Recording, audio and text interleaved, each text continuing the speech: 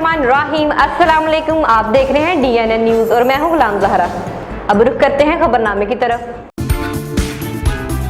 98 दिन बाद परलत जारी, सरकार ने मुतालबा नहीं माना और परलत वालों ने भूख हड़ताल का फैसला कर दिया। 23 जवान तैयार जिन्होंने भूख हड़ताल शुरू की है। खानोजी में एक्सीडेंट की वजह से छोटे डीजल लोडर डाले को आग लग गई, जिसमें 2 अफराद जल गए और मौके पर जान बाग।